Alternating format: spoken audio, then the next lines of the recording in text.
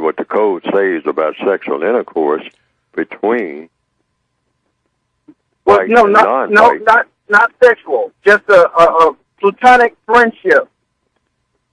Platonic Should that be avoided by black people with white people because of the potential for the relationship to turn adversarial, where the white person could turn supremacist at any moment?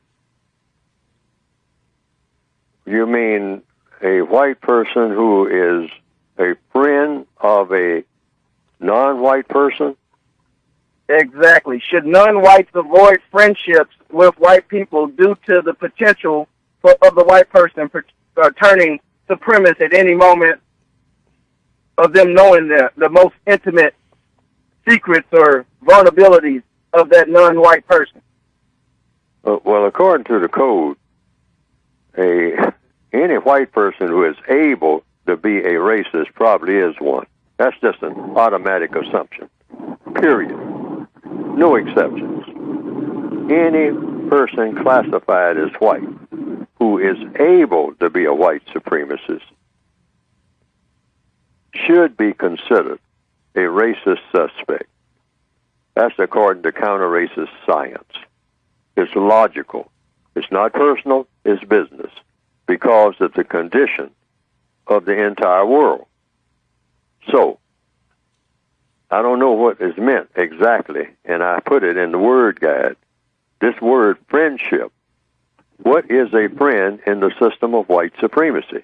That would be one of the logical questions. The question that you ask is a logical question, but then you got to ask a lot of other questions and get definitions. So that's why definitions of words are very important.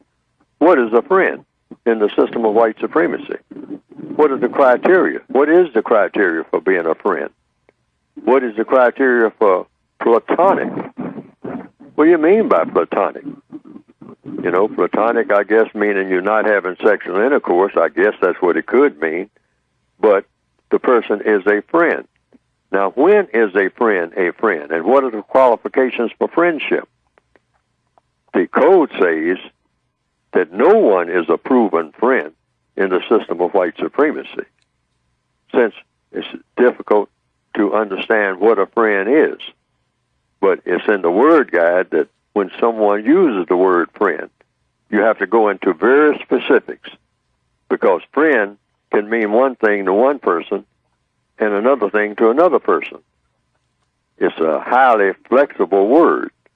So anytime you're talking to anyone and a person says, well, look, I want to be your friend, now it's question and answer time. I mean, like maybe 200 or 300 questions, because your qualification for friendship might be, oh, you want to be my friend?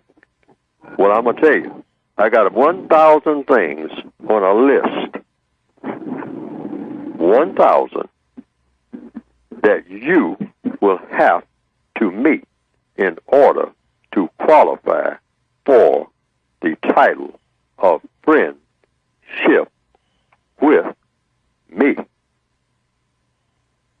And then you ask a question, are you ready? Because your requirement might be 1,000 things. And that's what you would call a friend. Another person might say, oh, if you do these 3 things for me, you're automatically my friend. See, so the word friend has to be always nailed down. People use this term all the time. Oh, I didn't know my friend would do that. My friend's always messing over me. Well, now you got a great big question here. Remember I said about questions and answers. Your friends messing over you? How is that possible? That's impossible, I guess. But then, what's your definition of friend? But people say that all the time. Yes, sir. My friend's always stabbing me in the back. They always do that to me. They've been doing that as long as they've been my friends. Well, now, that triggers a lot of questions in someone who hears you say that. But what is your definition for a friend?